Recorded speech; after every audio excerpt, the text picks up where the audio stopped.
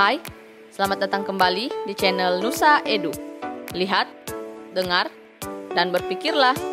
Kalian pasti sering mendengar tentang May Day atau Hari Buruh. Apalagi di setiap tahun di tanggal 1 Mei pasti terjadi demonstrasi yang diadakan oleh serikat-serikat buruh di seluruh dunia. Hal ini tak luput dari sejarah panjang dan kelamnya perjuangan para buruh di seluruh dunia, yang akan kita bahas pada video kali ini.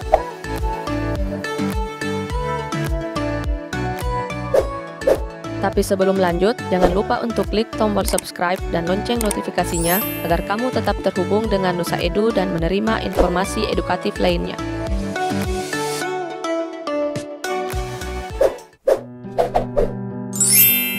Sejarah Hari Buruh Internasional.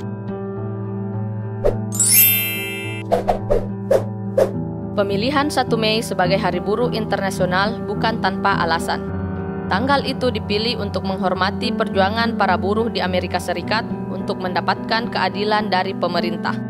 Upah pekerja yang terlalu rendah, serta eksploitasi dan jam kerja yang berlebihan menjadi beberapa alasan terjadinya konflik antara pemilik modal dan pekerja. Pada tahun 1872, Peter McGuire berhasil menginisiasi buruh-buruh di New Jersey, Amerika Serikat, untuk menuntut pengurangan jam kerja dan penyediaan uang lembur untuk pekerja. Peter McGuire juga berhasil mengorganisir tukang kayu membentuk persatuan tukang kayu yang menjadi cikal bakal adanya serikat pekerja.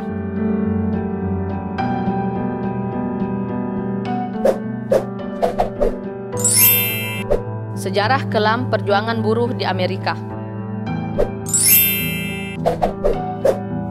Pada 1 Mei 1886, para buruh di Amerika Serikat menggelar aksi protes nasional, yaitu menuntut 8 jam kerja setiap hari, di mana sebelumnya mereka harus bekerja selama 10-16 jam setiap hari.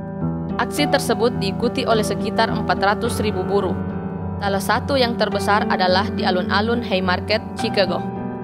Para demonstran melakukan kegiatan ini selama beberapa hari dengan membawa spanduk dengan tulisan 8 jam kerja, 8 jam rekreasi, dan 8 jam istirahat.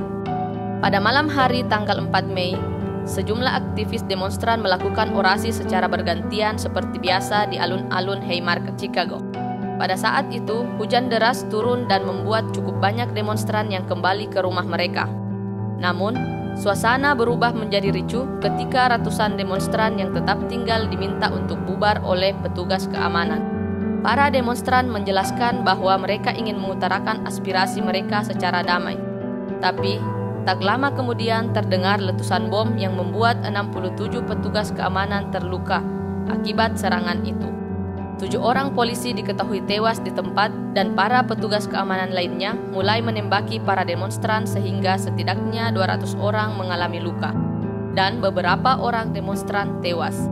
Peristiwa ini dikenal dengan tragedi Haymarket karena terjadi di bundaran lapangan Haymarket. Sebagai penghormatan pada aksi itu, Kongres Sosialis Dunia yang digelar di Paris pada Juli 1889 menetapkan 1 Mei sebagai Hari Buruh Sedunia atau May Day.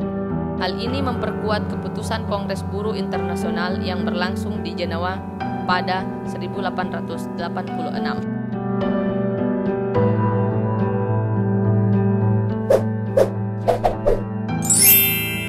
Sejarah Hari Buruh di Indonesia. Berdasarkan sejarahnya, peringatan Hari Buruh sudah diperingati di Nusantara pada masa pra-kemerdekaan, tepatnya pada tahun 1918.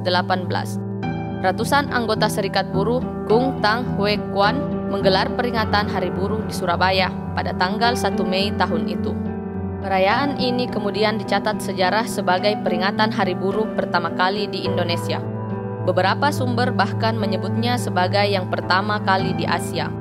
Sementara di masa kemerdekaan, kaum pekerja merayakan Hari Buruh pertama pada 1 Mei 1946.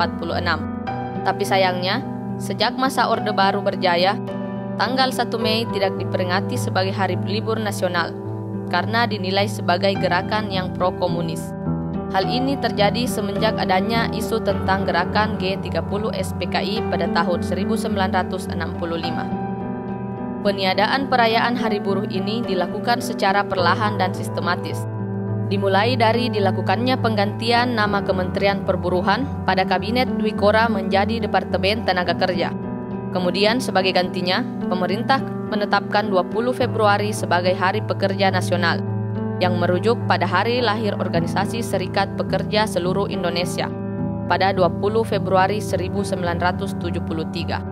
Sejak saat itu, usaha-usaha pekerja memperingati Hari Buruh selalu dihadapkan dengan represif.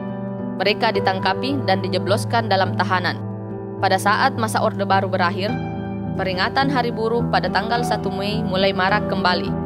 Namun, belum dicanangkan untuk menjadi hari libur nasional. Hingga pada tanggal 1 Mei 2000, terjadi demonstrasi besar-besaran oleh para buruh dan pekerja Indonesia. Buruh menuntut agar tanggal 1 Mei kembali dijadikan hari libur nasional. Aksi demonstrasi ini juga diikuti dengan aksi mogok kerja selama 1 minggu. Namun, sepertinya aksi tersebut tidak ditanggapi dengan baik oleh pemerintah saat itu, karena penetapan hari libur nasional untuk memperingati Hari Buruh baru ditetapkan oleh pemerintah pada tahun 2013 dan mulai diberlakukan pada 1 Mei 2014 hingga sekarang. Setiap tahunnya, pada tanggal 1 Mei, para buruh seperti biasa akan menggelar demonstrasi besar-besaran di berbagai kota besar di Indonesia, seperti Surabaya, Jakarta, Bandung, dan berbagai kota besar lainnya. Para demonstran yang semuanya adalah para buruh ini akan memberikan orasi berupa tuntutan peningkatan kesejahteraan sosial, termasuk penghapusan sistem outsourcing serta kenaikan upah mereka.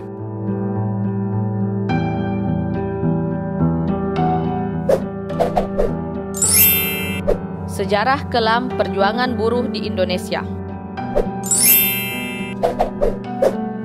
Tidak hanya di Amerika sana, saksi kelam juga mewarnai Hari Buruh Nasional. Seperti contohnya kasus Marsina yang pada saat itu merupakan salah satu karyawati di sebuah perusahaan swasta. Keterlibatan Marsina dalam aksi unjuk rasa tersebut antara lain terlibat dalam rapat yang membahas rencana unjuk rasa pada tanggal 2 Mei 1993 di Tanggul Angin, Sidoarjo.